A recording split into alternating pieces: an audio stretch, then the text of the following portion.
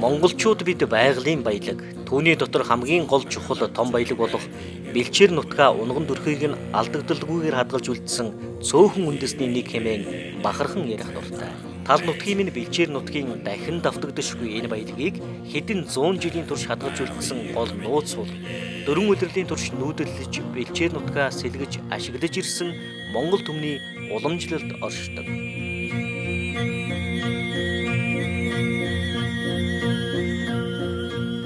Бэлчээрийн талаарх төрийн бодлого зохицуулалт сул бэлчээр зохион байгуулалтыг малчдын уламжлалт зан заншилд даатхан үлдээснээс Монгол орны эдийн засаг, нийгмийн хөгжлийн суурь болсон мал аж ахуйн үйлдвэрлэл ганхах, түүнийг даган малчдын амжиргаа улам бүр эмзэг шиг хандлага илрэх боллоо.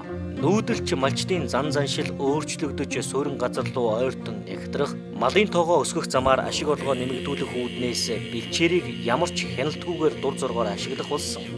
Монгол орны бэлчээрийн талаас илүү хувь нь өөрчлөгдөнд оройтсон. Түүний ихэнх хувь нь ашиглалтын өнөөгийн гормыг өөрчлөх замаар сэргэх боломжтой хэмээх Монгол орны бэлчээрийн тайлангийн дүн зэрэг нь бэлчээр зохион байгуулалтын өнөөгийн арга барилыг шинжлэх ухааны үндэслэлтэй судалгаанд тулгуурлан шинжлэн сайжруулж зөв зохистой хэрэгжүүлж хэвших зайлшгүй шаардлагатай болохыг харуулж байна. Швейцарын хөгжлийн агентлагийн ногоон алт төслийн дэмжлэгтэйгээр газрын харилцаа, геодез зураг зүүн газрын зүгээс орон нутаг дэх малчдын байгууллагатай хамтран бэлчээрийн сэргэх чадварт суурилсан ашиглалтыг нэвтрүүлэхээр ажиллаж байна.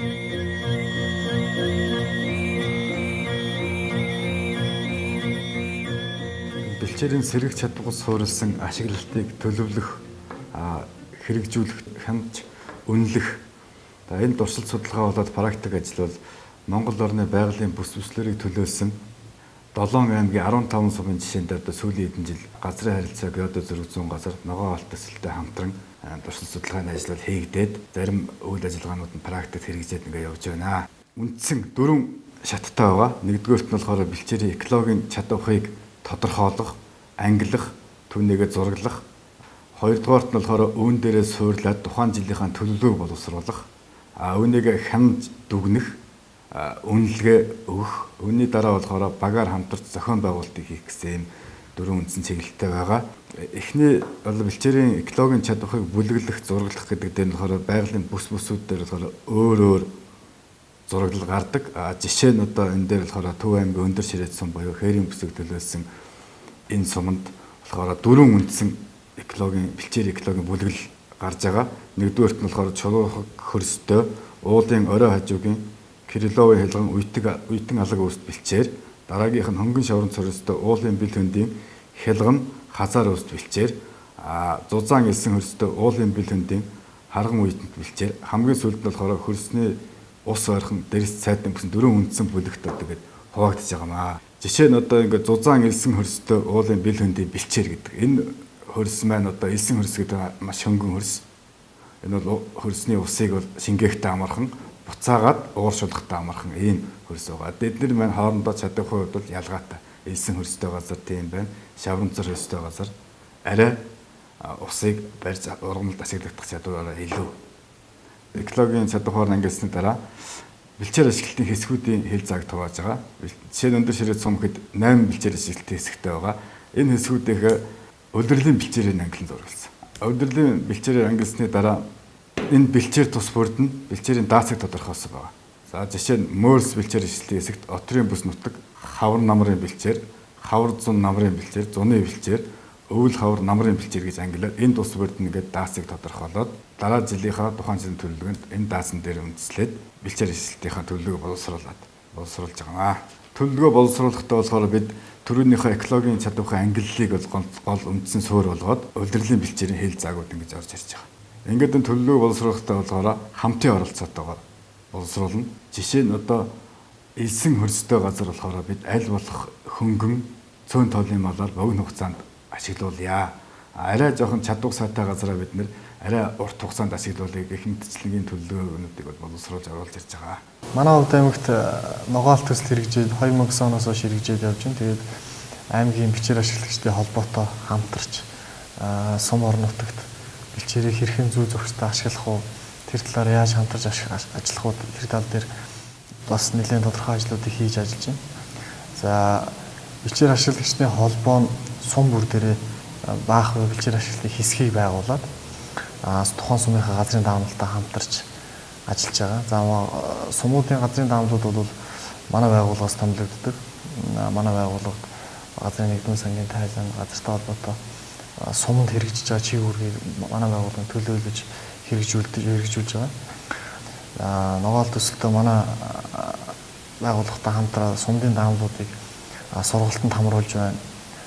Тухайн жилийн газар зохион байгуулалтын төлөвлөгөөнд бэлчээрийн төлөвлөлтийг зохиж урмын дагуу боловсруулах аргачлал дээр нэлээд хамтарч ажиллаж байна. Энэ дээр ямар ажлуудыг хийж байгаа вэ гэхээр эхний ээлжинд бэлчээрийг хэрхэн ашиглах уу, яаж зөв зөвхөстэй ашиглах уу тэр тал дээр малчтын өөрсдөр нь бэлчээрийн төлөвлөлтийг газар дээр нь зуруулад багийн иргэдийн нийтийн урлаар нь хилцүүлээд тэгээд тухайн жилийнхаа газар зохион байгуулалтын төлөвлөгөөнд нь тусгах юм бол бэлчээрийг бас зөв зөвхөстэй ашиглах тал дээр бол нэлээд дөрвтэй ажлууд хийгдэх юм аа гэж үзэж байна.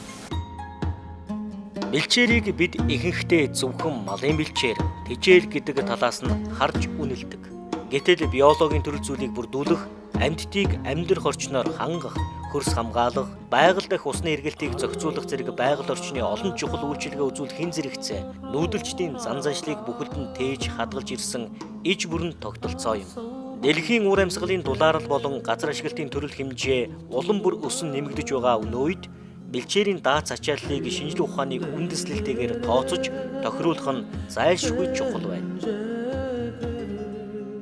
Одоо малын тоог бол одоо зохицуулахад тэр бэлчээрийн сэргэх чадварт суурилсан одоо даацыг авч үзэх шаардлагатай болж байгаа юм. За энэ маань юу юм гэвэл ер нь одоо сүүлийн үед дэлхийн нийтийн нэг зарчим нь энэ одоо малын идж байгаа энэ өвснээ бол 50%-ийг нь одоо идүүлээд 50%-ийг нь одоо үлдээн гэсэн энэ зарчмыг бол одоо баримталж байгаараа онцлогтой. Тэгээ энэ 50%-ийн зарчмыг бол бид нар одоо үндсэндээ сэргэх чадварыг одоо дэмжиж байгаа энэ зарчмаа гэж ингэж томьёолсон байгаа. За тэгэхээр одоо бэлчээр дээр байгаа энэ байгалийн ургамал маань өөрөө бол бас амьд амьтан энэ ургамал маань цаашаа одоо өсөх, хөгжих, мөн одоо үржихийн тулд тодорхой хэмжээний одоо ногоо маас нь үлдэж явах ёстой. Гэтэл яаж яах гэхээр одоо малын тоо хэд өсснөөс болоод тэр одоо газар дээр ургаж цохиж ирсэн ногоон болгоныг л одоо идүүлж байна. Тэгвэл тэр бэлчээрийн сэргэх чадварт одоо суурилсан тэр даацыг нь одоо тооцоолоод тэр даацанд нь одоо мал бариулах юм бол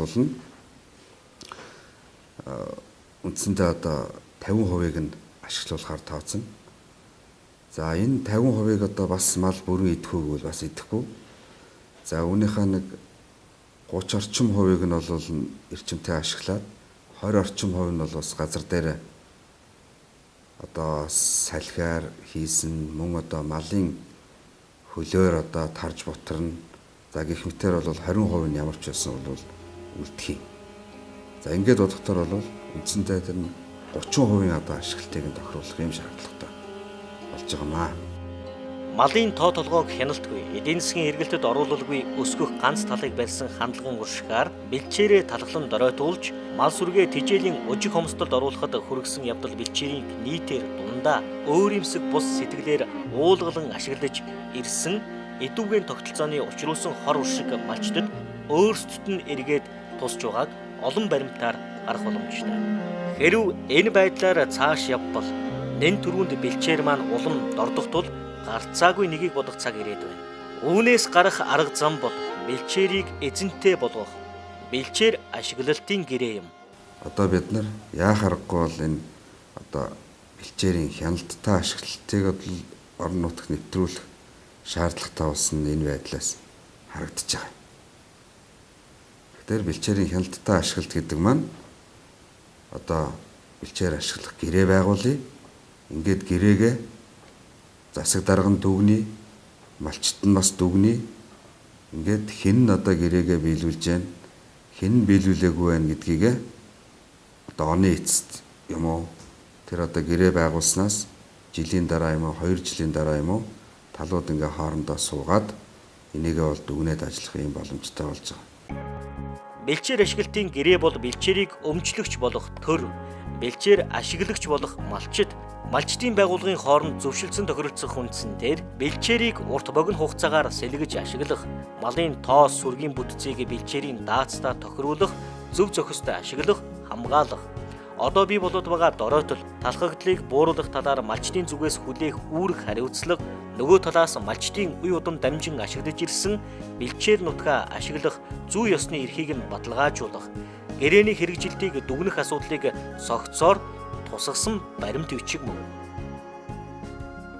Тэгэхээр энэ ажлыг үр дүнд хүрэхийн тулд бид нарын бэлчээрийн төлөв байдлын өөрчлөлтийн загвар гэж юм уу шат шатны менежерүүд болон бэлчээр ашиглагчдад зориулсан юм гарын авлага материалыг гаргаж бэлтгэсэн. За энэ ямар каталог вэ гэвэл Монгол орны хамгийн одоо нэлбэг тохиолддог бэлчээрийн төрөл хэлбэрээр нь одоо энэ төлөв байдлуудыг зургалж энгийн байдалд оруулж өгсөн. Тухайлх юм бол одоо ойд хэрийн бүс гэхэд 5 гол одоо бэлчээрийн төрөл байдаг. Тэр төрлийн болохоор соргог эрүүл байхдаа ямар боломжтой юм байна, ямар хуу төлөв байдалд байдгийг, дараа нь ашиглалтын нөлөөгөөр өөрчлөгдөхөөр ямар хувилбарууд шилжих ийм одоо шилжилтүүд байна гэдгийг нь зургалж гаргаж өгсөн.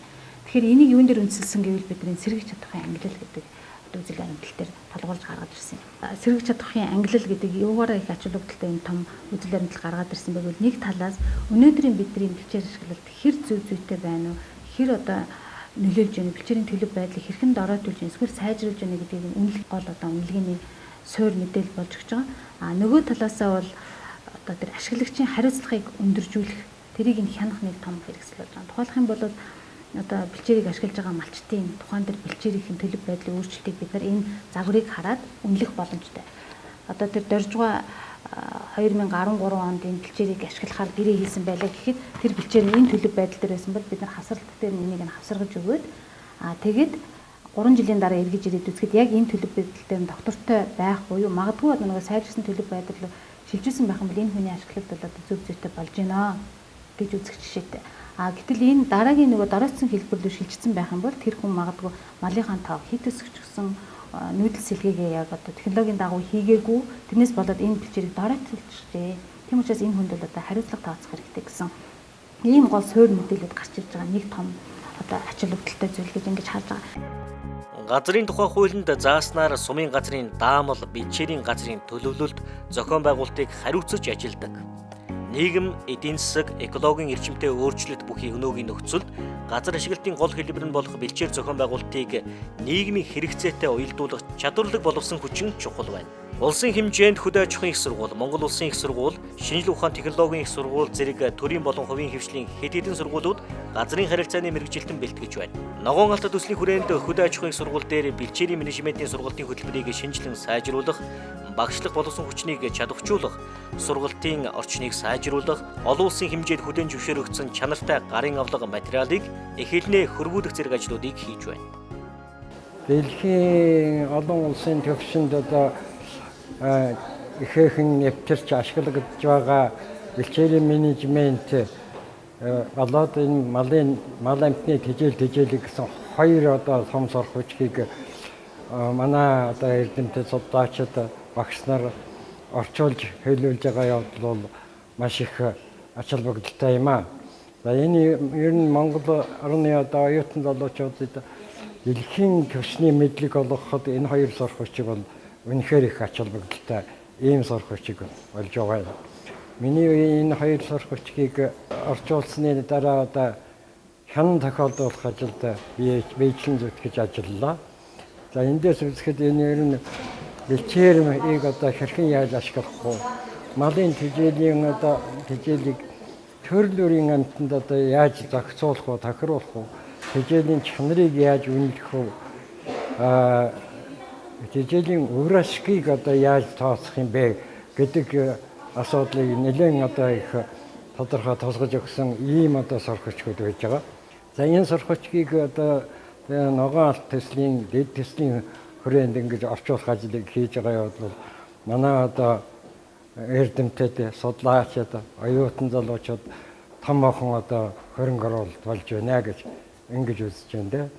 За энэ номны хувьд бол хөдөө аж ахуйн салбарын эрдэмтэд, багш судлаачид, оюутан залуучуудын хувьд бол маш хэрэгцээтэй ийм ном.